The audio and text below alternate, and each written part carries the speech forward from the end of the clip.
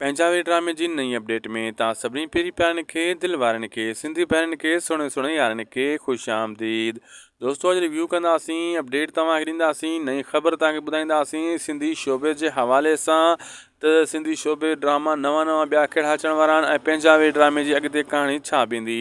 हिन वीडियो खे आख़िर ताईं ॾिसंदा ऐं थी सघे त असांजे हिन यूट्यूब चैनल शाहिद खोसो वर्क खे ज़रूरु सब्सक्राइब लाइक शेयर करे छॾींदा।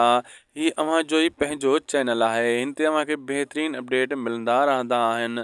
दोस्तो सिंधी शोबे जे हवाले सां पहिरियों त रियासत ड्रामे जी ख़बर ॿुधाईंदा हलूं तव्हांखे। तमामु जल्द रियासत ड्रामो लॉन्च कयो वेंदो, उन सां गॾोगॾु ॿुधायो पियो वञे त हिकु ॿिया ड्रामा बि हाणे तमामु जल्द लॉन्च थींदा। स्टार्टिंग उन्हनि जी कहाणियूं वग़ैरह लिखियूं पियूं वञनि ऐं अदाकार बि तमामु जल्द साम्हूं ईंदा।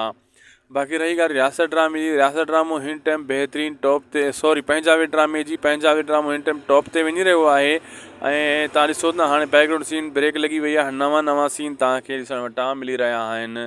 ऐं रही ॻाल्हि जेको आहे पापनगर जी, पापनगर ड्रामो तमामु जल्द वाइंड अप कयो वेंदो ऐं उन जी कहाणी बिल्कुलु हाणे ख़तमु थियण जे वेझो अची पुगी आहे। उन खां पोइ रियासत ड्रामो हलायो वेंदो।